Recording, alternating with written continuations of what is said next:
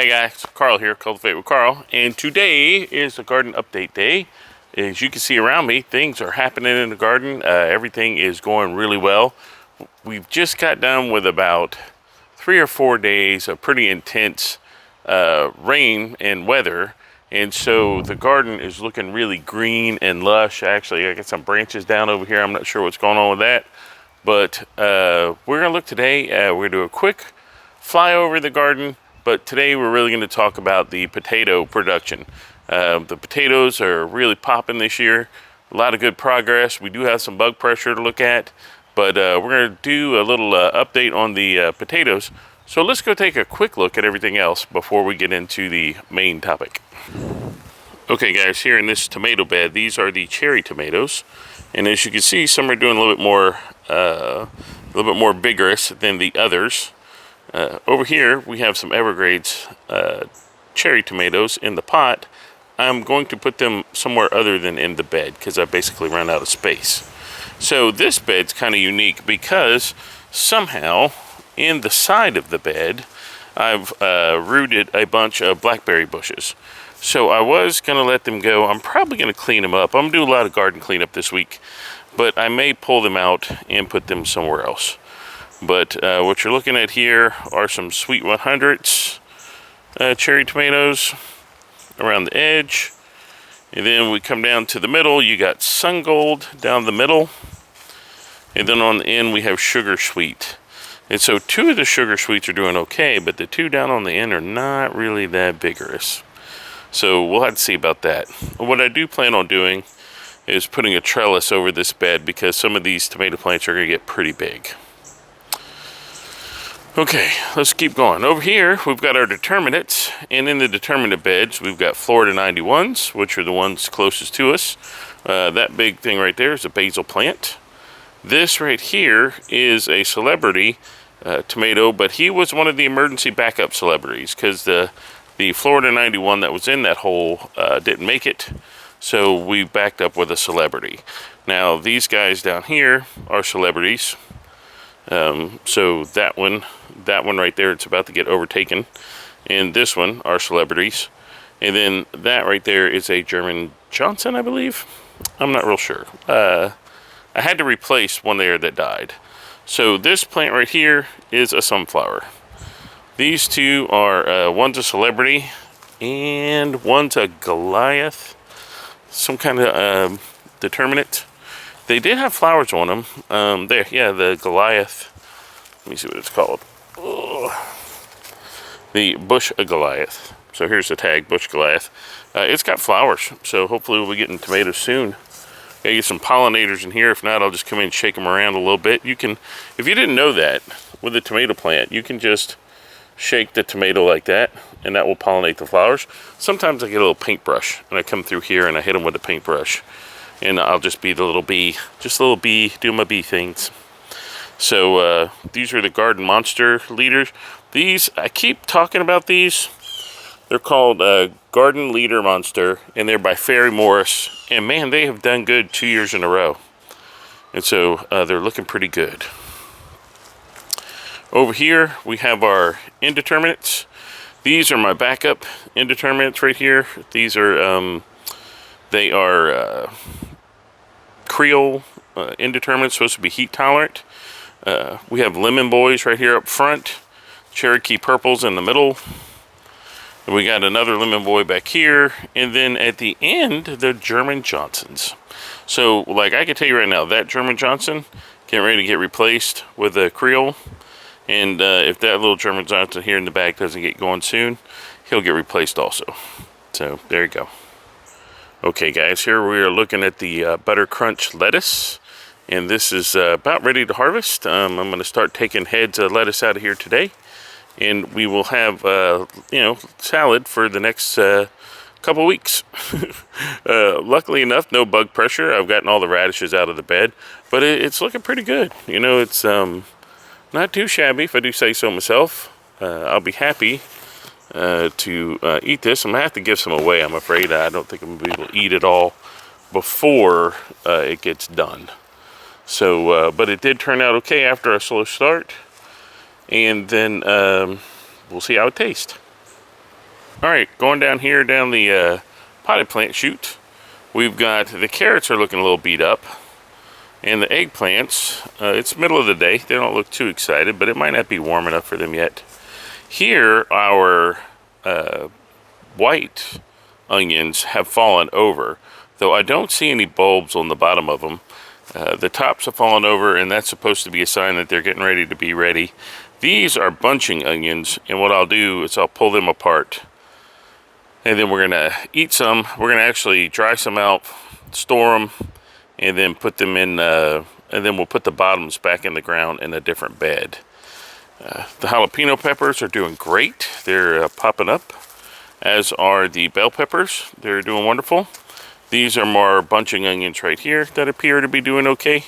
And when I was talking about, these are some bunching onions right here that I had taken already, and I cut the tops off and I ate some of them, split them up, and then I put the bottoms back here in the pot and they started to grow again. So these are all flowers. You've got sunflowers in the middle and zinnias around the edge, and those will come up to be very nice. We got a squash plant here, and it's doing squash plant things. And then we come over here with the rosemary doing wonderful.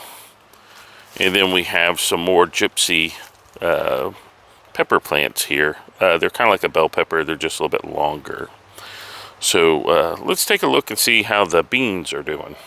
Okay, so we have mixed results here with the beans. This one plant right here, not doing too hot. I may go to the store and get some more to replace them. Who knows? But over here, everything's going well.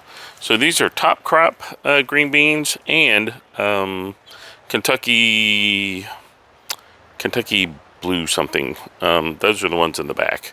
And so these are the ones we grew last spring, and they did, or last fall, and they did really well.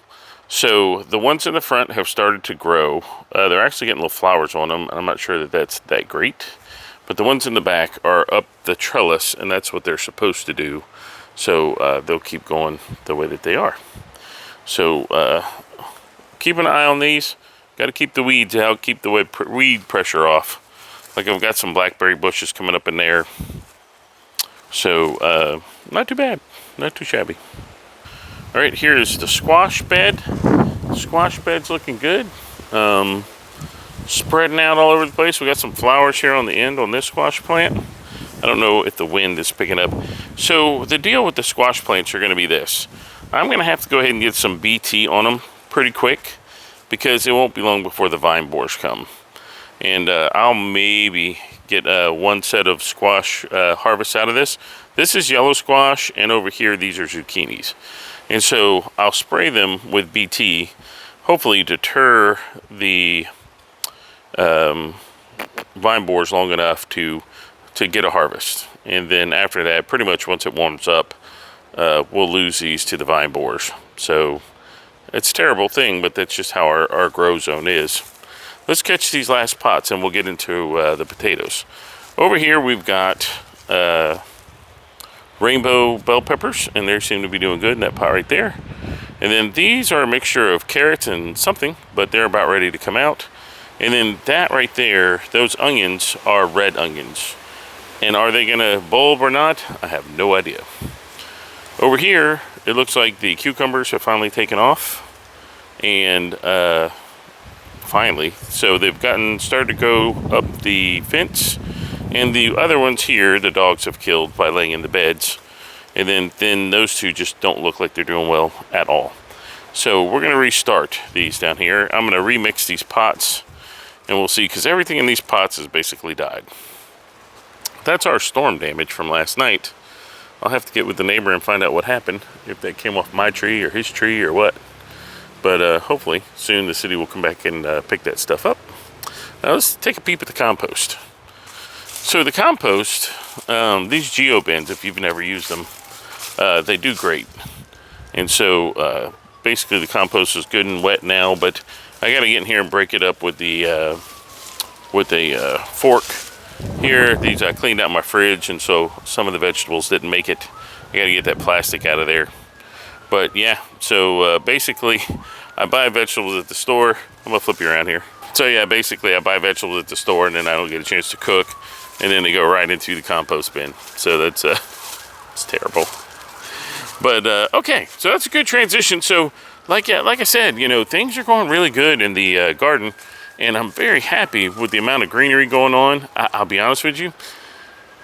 This year, instead of being out here every 10 seconds messing with it, I basically just put it in the ground and I'm letting it grow. I've come out every couple of weeks to fertilize it. I've got my automatic water timer set on there to give it water once a week. Once it warms up, I'll probably have to go to twice a week or so. And then that's that. So I've just been letting it run. So let's go get into looking at the potatoes and check out our potato progress, because things are happening with the potatoes. If you remember, let's do a break right here so I can come back and we'll just have a little stop and we'll talk about potato progress.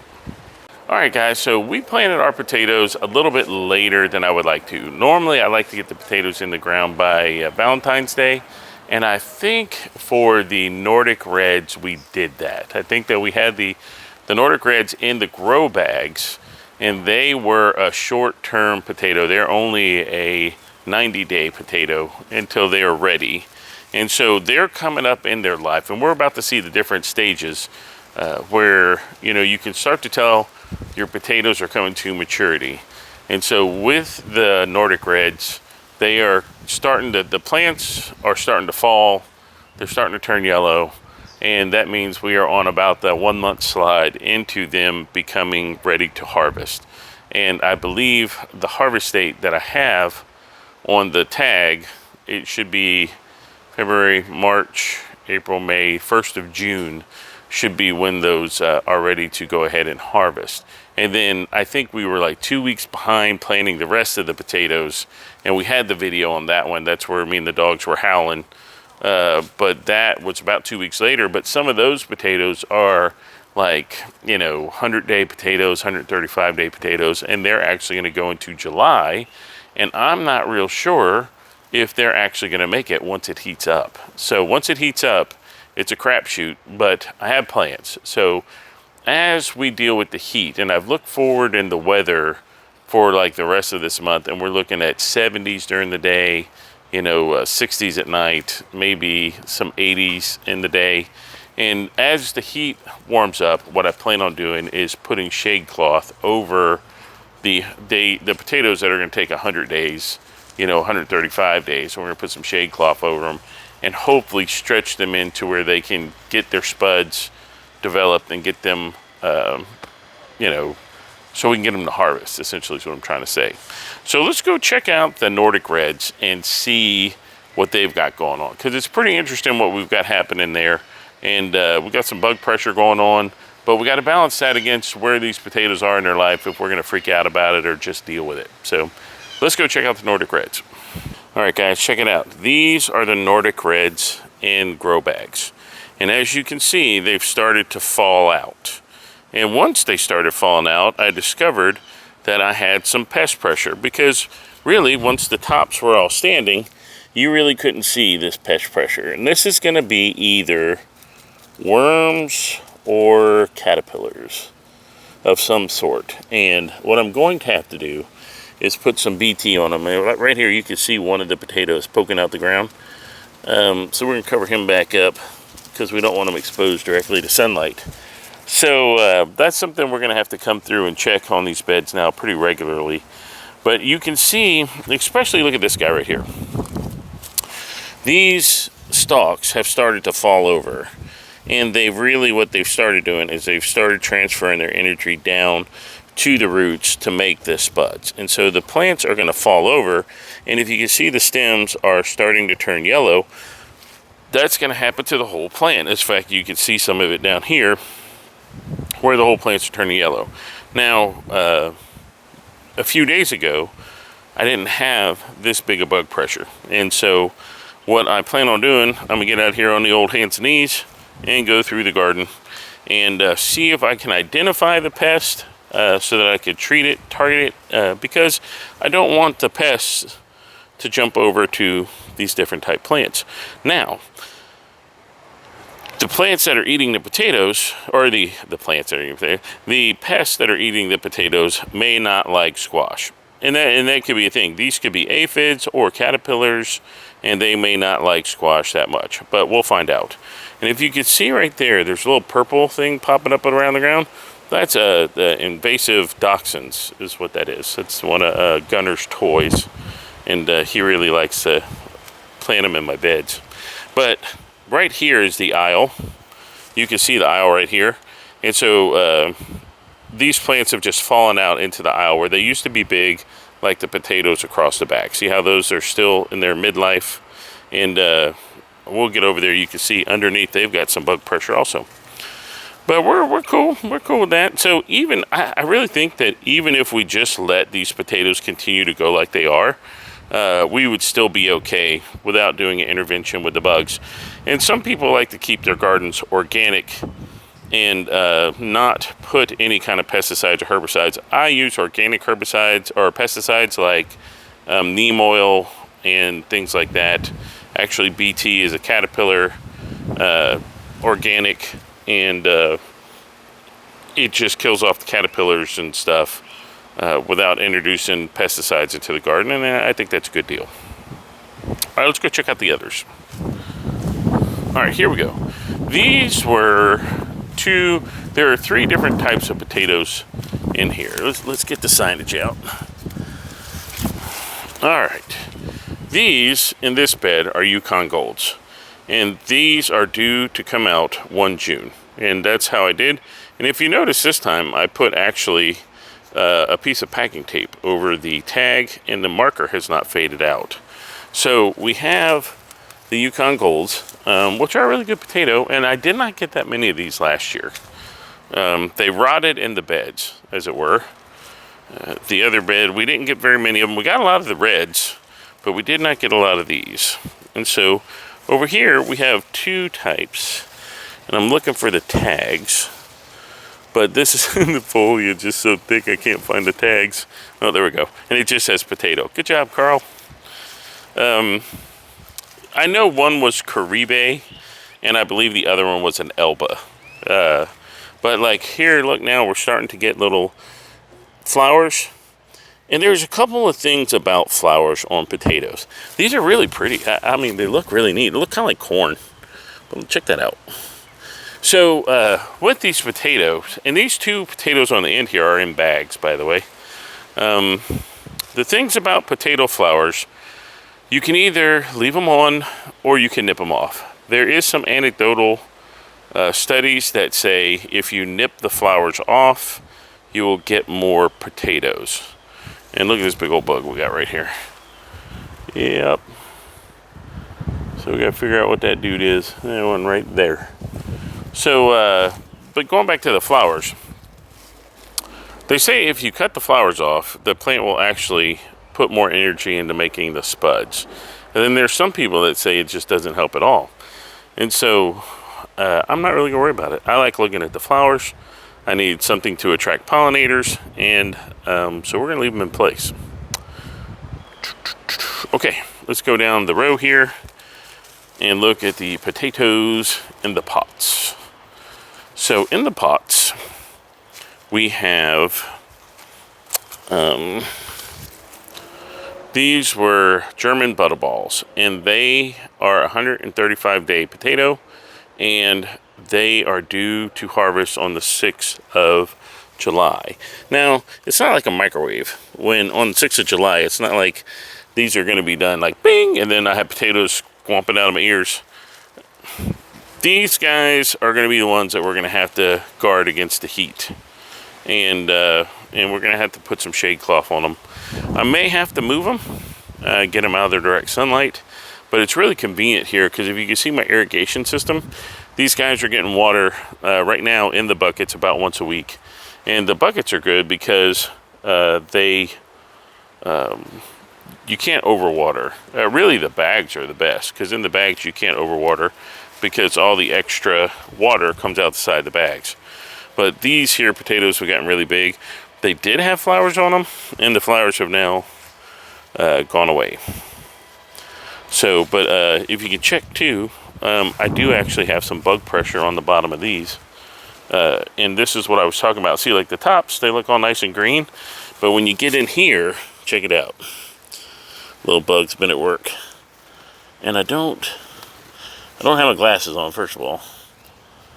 But maybe leaf cutters or something. But yeah, look at that. They eat that one up. Okay, so, well, that's where we're at. So, let me flip you back around. Oh, look, there's the dog eating grass. A little vegetarian dachshund squirrel hunters. Killing me. They're killing me, bro. Alright guys, back here with the Nordic Reds to close this out. As you can see, you know, we have a lot of challenges.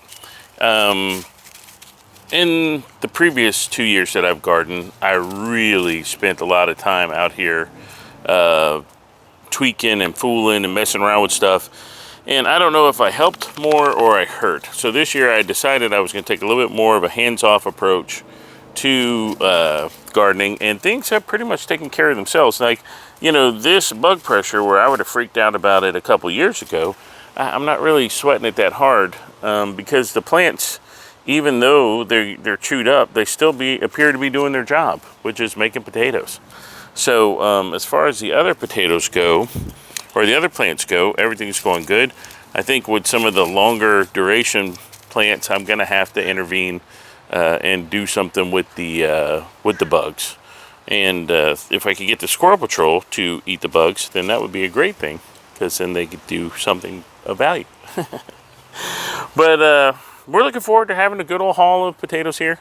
And what my plan is to put them in storage, you know, and eat them over a period of time. And then when I have too many, I'm going to hand them out to family and friends, and kind of support the community. You know, what's great is that I've had tons of people come up and ask about gardening. And by no means, you guys know, this is a hobby channel for me.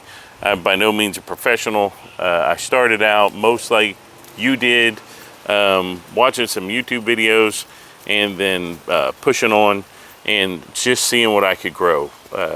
You know, so, but I have enough knowledge now, at least to be dangerous, or I have enough knowledge at least to help someone who's just starting out to get started and at least get to where I've gotten. So everybody has their own place in the journey.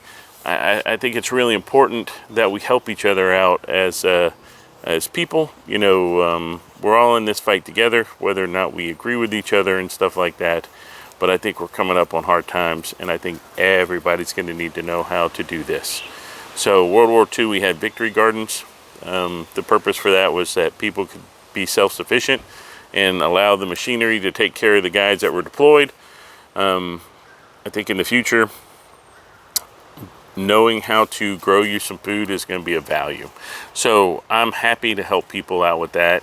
And it's a great conversation starter if you get into gardening. You can go just about anywhere and somebody there will talk to you about growing stuff. So get into gardening. It's a good deal. So I appreciate you. I appreciate each and every one of my subscribers. If you're here checking out the channel, you know, and you haven't subscribed, hit that subscribe button. You know, more likely than not, what you're going to see from me are garden updates. And then if I notice something I can teach, we'll get off on that and talk about that for a little bit. If you got questions, put them below. I actually read all the comments, and I answer most of them. So except for the Vigo garden bed versus the Birdie's garden bed. Holy cow, that was a hot spot I did not intend to trigger. All I have to say is do not insult the poor Birdie's garden bed people by saying that Birdie Garden's beds are made in China, because they're not. They're made in Australia. And if you go look at the comments on that video, you'll find out. Brand loyalty, good to go.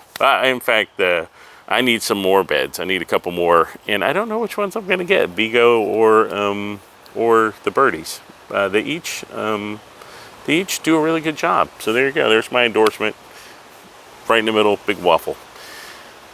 All right, that's it for this week, guys. I'm gonna get this thing in and edit it. I've got to do a little cleanup this week. I'm gonna start actually doing cleanup in the yard, and I'm gonna get that irrigation line buried over there. We'll check that out on the next video update.